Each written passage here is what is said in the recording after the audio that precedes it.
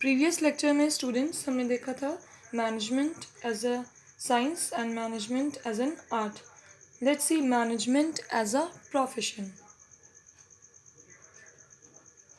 Management as a profession 11th में already आप पढ़ चुके हैं बिजनेस, प्रोफेशन एंड एम्प्लॉयमेंट. तो प्रोफेशन में हमने क्या पढ़ा था कि profession is an occupation in which a person should have a specialized knowledge or a training. It means कि profession में कोई भी person, it is a occupation, वो person जो profession में enter करेगा उसके पास एक certain specialized knowledge होना चाहिए अपने अपने field की, उसके पास certain training, certificate of practice होनी चाहिए और इसमें रिस्ट्रिक्टेड एंट्री होती है. सारे पर्सनस प्रोफेशन में एंटर नहीं कर सकते हैं. For example lawyers, doctors, these all are a professionalist. Let's see its features. What are the features of profession? First is well defined body of knowledge.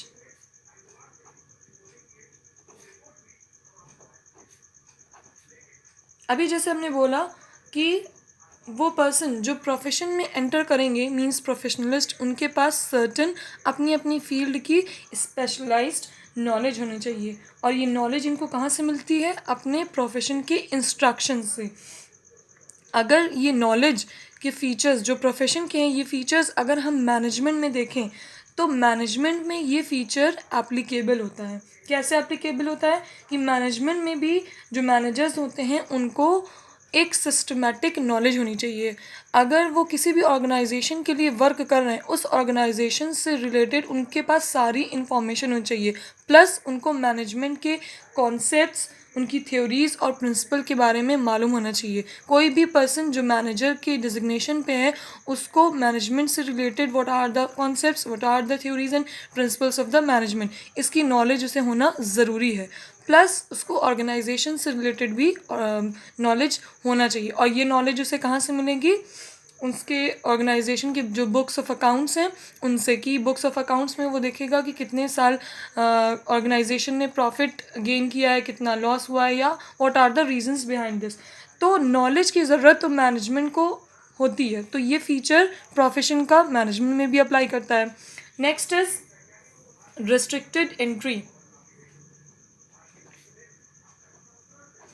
Restricted entry profession में एक कोई भी person, जैसे अभी हमने बताया कि कोई भी पर्सन एंटर नहीं कर सकता है जब तक उसे पर्टिकुलर सर्टिफिकेट ऑफ प्रैक्टिस, जो भी उसकी फील्ड है, जैसे कि डॉक्टर्स की है तो डॉक्टर्स को एक सर्टिफिकेट प्रैक्टिस की ज़रूरत होती है. लॉयर्स को भी कितने साल वो प्रैक्टिस करते हैं तब उन्हें जाकर उन्हें सर्टिफिकेट ऑफ प्रैक्टिस गेन होता है. तो सबके लिए ये नहीं होती. ये इसमें एंट्री क्या होती है?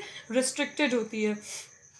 फॉर एग्ज़ाम्पल अगर हम सीए की बात करें, चार्टर्ड अकाउंटेंट ऑफ इंडिया, तो कोई भी पर्सन जिसको इंडिया में सीए का करना है तो उसे ICAI means institute of chartered accountant of India का एग्जामिनेशन पास करना ज़रूरी होता है. तो यहाँ क्या हमने देखा? रिस्ट्रिक्टेड एंट्री है. जिसको अगर उसने ICAI का एग्जामिनेशन पास कर लिया है तो ही वो सीए कहलाएगा, अदरवाइज़ नहीं. लेकिन अगर ये फीचर हम मैनेजमेंट में देखें तो ये फीचर हमारे मैनेजमेंट में एप्लीकेबल नहीं होता है. यहाँ रिस्ट्रिक्टेड एंट्री नहीं होती है. कोई भी पर्सन, कोई भी इंडिविजुअल जो मैनेजर के डिजिग्नेशन पे अपॉइंट हुआ है उसको ख़ास कोई ऐसे मेंबरशिप या ख़ास उसको सर्टिफिकेट लेने की ज़रूरत नहीं होती. हाँ, वो क्वालिफाइड होना चाहिए लेकिन यहाँ एंट्री रिस्ट्रिक्टेड नहीं होती है. Next is professional association.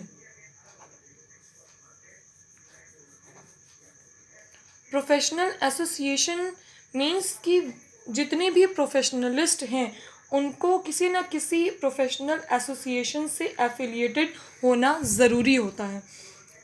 ये एसोसिएशन ही डिसाइड करते हैं कि किस प्रोफेशन की क्या एंट्री होगी, कब उन्हें सर्टिफिकेट ऑफ प्रैक्टिस दिया जाएगा, क्या क्या कोड ऑफ कंडक्ट होंगे, क्या रूल्स एंड रेगुलेशन होंगे. कौन डिसाइड करता है? Professional association. फॉर एग्ज़ाम्पल अगर हम लॉयर की बात करें तो वो लॉयर जिसको इंडिया में लॉ की प्रैक्टिस करना है तो उसको बार काउंसिल का मेंबर होना ज़रूरी होता है. तो यहाँ क्या हुआ? एसोसिएशन इंक्लूड हो गया. लॉयर के लिए जब तक वो लॉ की प्रैक्टिस करेगा अंडर द बार काउंसिल, तब उसे सर्टिफिकेट मिलेगा। लेकिन अगर हम ये फीचर मैनेजमेंट के इसमें देखें तो ये टोटल एप्लीकेबल नहीं होता है। यहाँ पर जो मैनेजर है उसको किसी भी मेंबरशिप या किसी भी एसोसिएशन का मेंबर बनना ज़रूरी नहीं होता है। Next is ethical code of conduct. जैसे कि आप जानते हैं कि प्रोफेशन में certain code of conduct, certain rules and regulations होते हैं जो कि प्रोफेशनलिस्ट को वो सारे code of conduct, rules and regulations को फॉलो करना ज़रूरी होता है। अगर हम बात करें डॉक्टर्स की, तो डॉक्टर जब अपने प्रोफेशन में एंटर किए होंगे तो उन्हें कुछ ना कुछ ओथ ली होगी, लाइक एथिकल प्रैक्टिस की, कि जब वो वर्क करेंगे तो उनका वर्क लीगली होगा, वो एथिकली वर्क करेंगे। तो ये क्या हुआ, ये कोड ऑफ कंडक्ट जो कि डिसाइड कौन करता है, professional association. Certain rules and regulations होते हैं प्रोफेशन में। लेकिन यही चीज़ अगर हम मैनेजमेंट में देखें तो ये प्योरली एप्लीकेबल नहीं होती है। मैनेजर्स को का कोड ऑफ कंडक्ट डिसाइड नहीं होता है। उनके पास जो भी उनकी नॉलेज है उस नॉलेज की बेसिस पे, जो भी उनकी प्रीवियस नॉलेज के बेसिस पे वो ऑर्गेनाइजेशन में वर्क करते हैं, ताकि ऑर्गेनाइजेशन के टास्क जो हैं वो कंप्लीट हो पाए और ऑर्गेनाइजेशन ज़्यादा से ज़्यादा प्रॉफिट अर्न कर पाए। तो यहाँ कोड ऑफ कंडक्ट नहीं होते हैं। Next is service motive. आपको याद होगा कि हमने जब प्रोफेशन पढ़ाया था तो हमने कहा था कि प्रोफेशन में पर्सन के पास स्पेशलाइज्ड नॉलेज होना चाहिए। वो अपनी प्रोफेशनलिस्ट जो है वो अपनी सर्विसेज पर्सन को देता है और इन रिटर्न उसे क्या गेन होता है, फीस। तो यहाँ वर्क प्रोफेशनलिस्ट किस में करेगा, सर्विस मोटिव के लिए। जैसे लॉयर्स होते हैं, लॉयर्स अपने क्लाइंट को सर्व करेंगे, डॉक्टर्स होते हैं वो अपने पेशेंट को सर्व करेंगे। लेकिन ये फीचर भी मैनेजमेंट में प्योरली एप्लीकेबल नहीं होता है।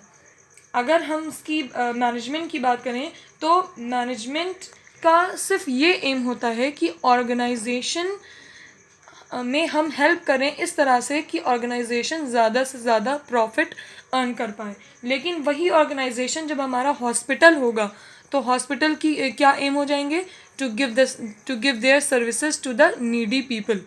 तो यहाँ अलग अलग ऑर्गेनाइजेशन में अलग अलग हमारा मोटिव होता है, लेकिन प्रोफेशन में एक ही मोटिव होता है कि हम अपनी सर्विसेज देते हैं और इन रिटर्न हमें उनसे फीस लेना है। लेकिन यहाँ मैनेजमेंट में अलग अलग टाइप ऑफ ऑर्गेनाइजेशन पे बेस करता है कि हम किस ऑर्गेनाइजेशन को किस टाइप की सर्विसेज देंगे। ऑर्गेनाइजेशन अगर प्रॉफिट मैक्सिमाइजेशन है तो हमारा एम रहेगा कि हम ऐसा कुछ करें जिससे टास्क कंप्लीट हो और प्रॉफिट मैक्सिमाइज हो। अगर हॉस्पिटल है ऑर्गेनाइजेशन तो उनको अपनी सर्विसेज नीडी पीपल को देना है।